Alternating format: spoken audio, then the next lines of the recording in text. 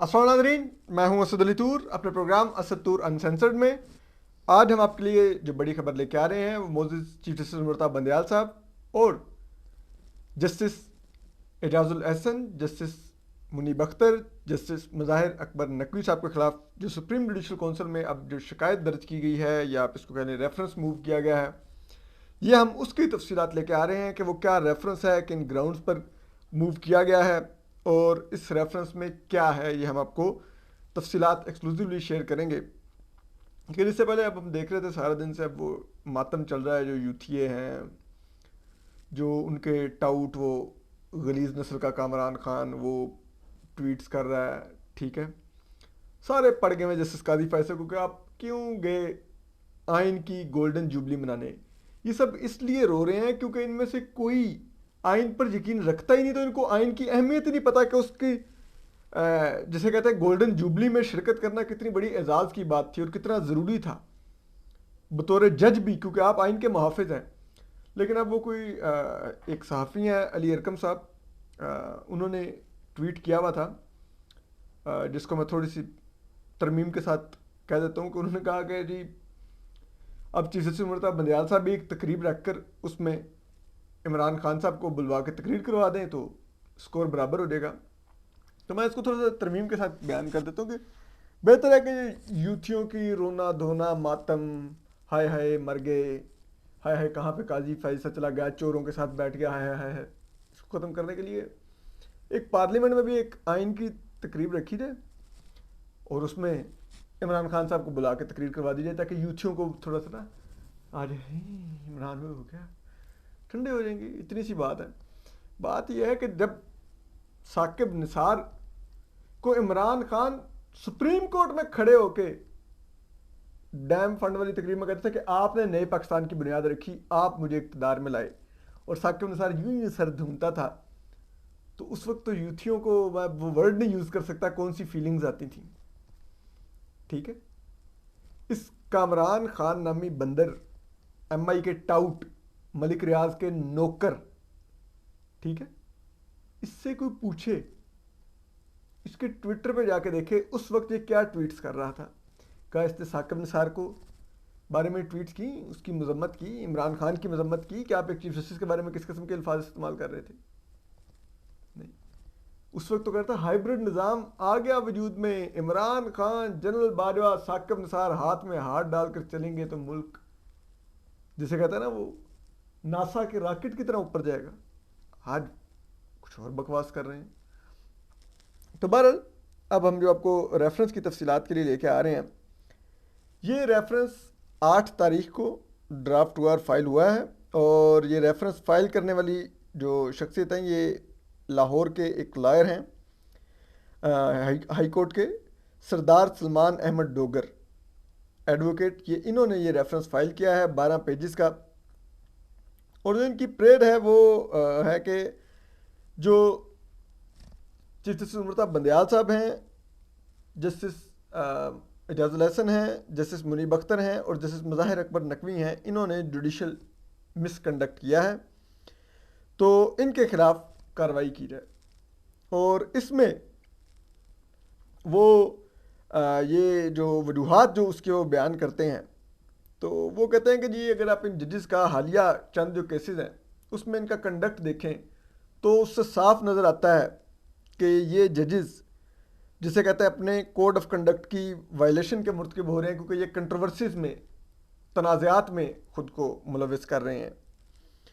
और उसके अलावा कहते हैं कि ये जो चीफ जस्टिस मुर्तज़ा बंदयाल साहब हैं, इनके खिलाफ इसलिए मिसकंडक्ट की कार्रवाई होनी चाहिए कि इन्होंने खुद खुली अदालत में ये ऐलान किया कि मेरे जिस जज के खिलाफ, जस्टिस मुज़ाहिर अकबर नकवी के खिलाफ रेफरेंस आया हुआ है, बजाय इसके कि मैं मुज़ाहिर अकबर नकवी साहब के खिलाफ इंक्वायरी इनिशिएट करता,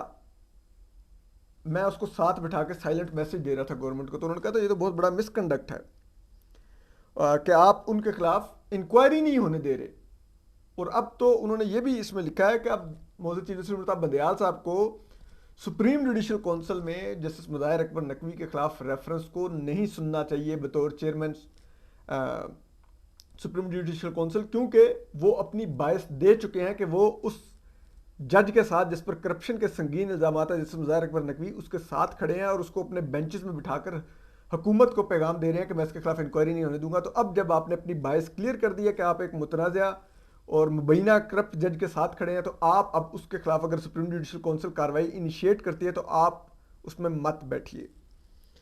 और इसी बुनियाद पर आपके अपने खिलाफ भी कार्रवाई इनिशिएट होनी चाहिए कि आपने उनके खिलाफ एक तो कार्रवाई ना इनिशिएट होने दी और उल्टा उनको साथ बिठा के हुकूमत वक्त को मैसेजेस देते रहे। फिर दूसरी जो चीज़ ये कहते हैं कि जो 3-4 वाला फैसला है उसकी जगह उसको मानने से मौजूद जस्टिस उमरता बंदयाल साहब इनकारी हैं, जस्टिस मुनीब अख्तर इनकारी हैं, जस्टिस इजाजुल एहसन इनकारी हैं। तो ये भी एक जुडिशल मिसकंडक्ट है कि इन्होंने अक्सरियत के फैसले को नहीं माना और अपना फैसला मुसल्लत करने की कोशिश की है ये इलेक्शंस मैटर के केस में। फिर उन्होंने ये भी कहा है कि जो चीफ जस्टिस उमरता बंदयाल साहब हैं वो जो उनके बेंचेस की तश्कील का उनके पास इख्तियार है उसका गलत इस्तेमाल कर रहे हैं, उसका नाजायज़ इस्तेमाल कर रहे हैं। तो इस बुनियाद पर भी इनके खिलाफ मिसकंडक्ट की कार्रवाई होनी चाहिए। फिर वो ये भी कहते हैं कि जो ऑडियो आई है मोहम्मद खान भट्टी की, उसमें उन्होंने कहा है कि चीफ जस्टिस उमरता बंदयाल की सूरत में उन्होंने एक ब्लॉक बनाया हुआ है सुप्रीम कोर्ट के अंदर जो सियासी नोयत के केसेस सुन के उनको रिलीफ देता है। और उसमें मोहम्मद खान भट्टी ने जस्टिस इजाजुल हसन और जस्टिस मुनीब अख्तर का भी नाम लिया है मुज़ाहिर अकबर नकवी साहब के साथ। तो इसलिए अगर आप उसके बाद आने वाली ऑडियो सुनिए तो उसमें भी तमाम मैटर जो डिस्कस हो रहा है वो सुप्रीम कोर्ट में की गई कार्रवाइयों और उनके फैसलों और अदालती समात को साथ मैच करता है। इस बुनियाद पर जाहिर होता है कि जो ऑडियोज़ में बात हुई वही बाद में सुप्रीम कोर्ट में हुआ भी। तो इसलिए ये लोग मुलव्वस हैं मिसकंडक्ट में कि कोई मुबैना साजबाज के साथ इन्होंने ये सब कुछ किया है। फिर वो ये कहते हैं कि जी जो बेंचेस हैं, ठीक है, वो सियासी जमातों को नहीं सुनते और वो एक सियासी जमात को सुन के फैसले दे रहे हैं। इसमें वो ये पंजाब वाले केस का हवाला दे के कहते हैं कि जहाँ पर जो हुकूमती इत्तेहादी सियासी जमातें थीं उनको नहीं सुना मौजूद चीफ जस्टिस उमरता बंदयाल साहब ने और असद उमर साहब को सुन के और फैसला दे दिया। तो वो कहते हैं कि ये भी एक मिसकंडक्ट में आता है कि आपने दोनों पार्टीज़ को नहीं सुना, तो आपने फेयर जो ट्रायल का जो हक है उसको आपने अब्यूज़ किया है, उसका गलत इस्तेमाल किया है, उसकी खिलाफ वर्जी की है। फिर वो ये भी कहते हैं कि मौजूद चीफ जस्टिस उमरता बंदयाल साहब, ठीक है, वो अपने धड़े के यानी कि लाइक माइंडेड जजेस के साथ मिलकर बेंचेस बनाते हैं, ठीक है, और अपनी मर्जी से पिटिशंस फिक्स करते हैं। पिटिशंस का जो वो फिक्स है वो भी वो फेयर तरीके से नहीं कर रहे। फिर वो ये कहते हैं कि चीफ जस्टिस उमरता बंदयाल साहब माजी में इफ्तिखार चौधरी के खिलाफ रेफरेंस के वजह डिसाइड हो गया था कि चीफ जस्टिस जो होता है सुप्रीम कोर्ट का उसके खिलाफ इंक्वायरी हो सकती है, उसको उससे इस्तिस्ना नहीं हासिल। तो इसलिए चीफ जस्टिस उमरता बंदयाल साहब के खिलाफ इंक्वायरी हो सकती है। और उसमें भी जो एक दिलचस्प बात करते हैं वो कहते हैं कि इसके लिए अब जो सुप्रीम जुडिशल काउंसिल है वो उसकी कंपोजिशन भी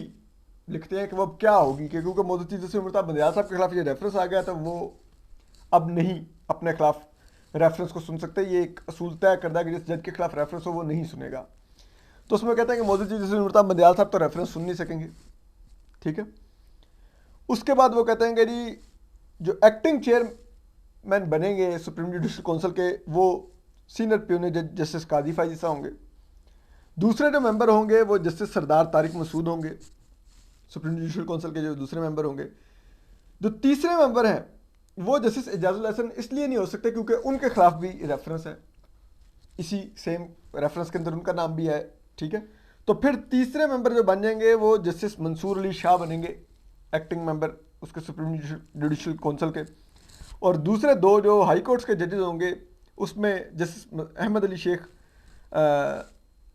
सिंध से मेंबर होंगे जो chief justice Sindh high court है, और लाहौर हाई कोर्ट के चीफ जस्टिस जो हैं जस्टिस मोहम्मद अमीर भट्टी वो भी सुप्रीम जुडिशल काउंसिल के मेंबर होंगे। तो इस तरह ये 5 लोगों की सुप्रीम जुडिशल काउंसिल होगी, जस्टिस काजी फायजीसा, justice Sardar Tariq Masood, justice Mansoor Ali Shah, justice Ahmad Ali Sheikh और जस्टिस अमीर भट्टी। ना चीफ जस्टिस उमरता बंदयाल साहब बैठ सकेंगे क्योंकि उनके खिलाफ रेफरेंस है, और ना ही justice Ijazul Hassan supreme judicial council के उसमें बैठ सकेंगे, क्योंकि इनके खिलाफ भी रेफरेंस है। फिर वो ये कहते हैं कि जी जो चीफ जस्टिस उमर बंदयाल साहब है, उन्होंने खुद जो एक फैसला लिखा हुआ है जस्टिस काजी फाइज ईसा का, उसमें जो उन्होंने एक जज का म्यार तय कर दिया है, उस पर भी वो ट्रांसपेरेंसी का वो खुद नहीं कोड ऑफ कंडक्ट में पूरा उतर रहे, तो इस बुनियाद पर भी उनके खिलाफ रेफरेंस दायर होता है और वो उनको हटा दिया जाना सुप्रीम कोर्ट के चीफ जस्टिस के ओहदे से, और दीगर 3 जजेस को भी सुप्रीम कोर्ट से हटा दिया जाना चाहिए। तो ये एक रेफरेंस है जो अब मूव हुआ है। इस पर अब देखते हैं कि चीफ जस्टिस उमर बंदयाल साहब जैसे मुज़ाहिर अकबर नकवी के खिलाफ तो रेफरेंस टेकअप कर नहीं रहे, हालांकि 4 रेफरेंस आ गए हैं। वो मियाँ दाऊद साहब का रेफरेंस है उनके खिलाफ, जस्टिस मुज़ाहिर अकबर नकवी साहब के खिलाफ। पाकिस्तान बार कौंसिल का रेफरेंस है, एक जुल्फ़कार साहब का रेफरेंस है उनके खिलाफ, जो कि बड़े ही खौफनाक कंटेंट्स रखते हैं। फिर बलूचिस्तान बार कौंसिल का रेफरेंस है जस्टिस मुज़ाहिर अकबर नकवी साहब के खिलाफ, लेकिन चीफ जस्टिस नहीं उठा रहे। तो अब क्या हम उम्मीद रखें कि वो अपने खिलाफ भी रेफरेंस टेकअप करेंगे, तो ख्वाब देखने में कोई मजायका नहीं, लेकिन जिसे कहते हैं ना, पहला पत्थर आ गया है फाइनली सुप्रीम जुडिशल काउंसिल में,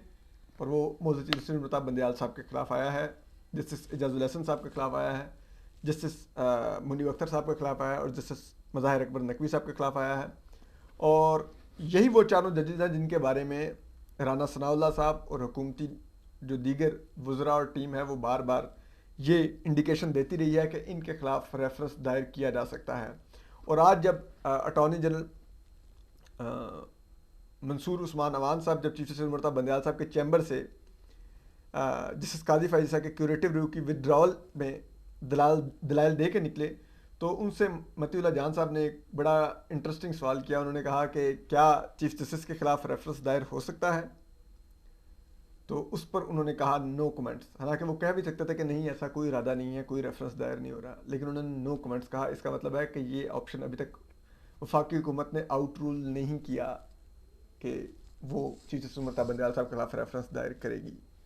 तो हम आपको अपडेट करते रहेंगे। अपना ख्याल रखिए। अल्लाह हाफिज़।